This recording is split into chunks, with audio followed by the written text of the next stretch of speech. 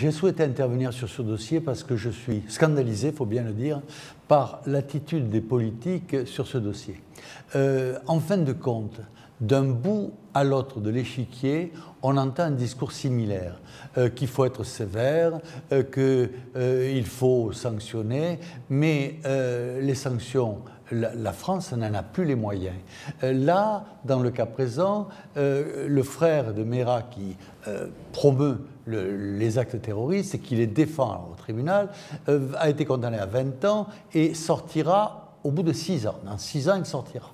Les victimes, elles, ne sont pas prêtes de sortir, vous vous en doutez.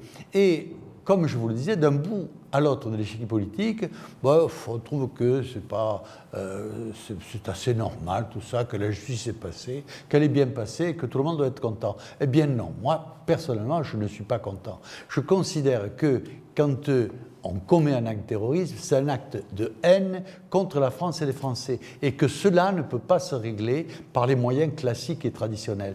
Il faut ajouter à l'arsenal qui condamne le terrorisme des armes.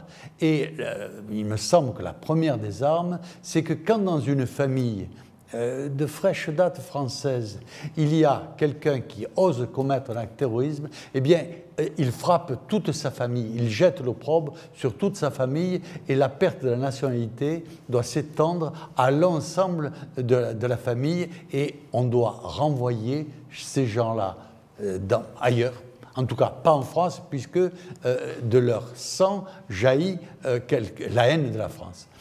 C'est un point qui me paraît essentiel. Par ailleurs, il y a quelques années, sur ces dossiers-là, les combattants d'Algérie française ont été condamnés à mort.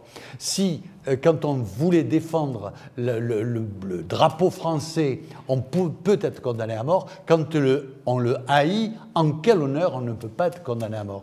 Je crois qu'à situation exceptionnelle, il y a solution exceptionnelle et se refuser de se défendre, c'est être complice de ceux qui commettent des attentats et qui font du terrorisme une philosophie, voire une religion.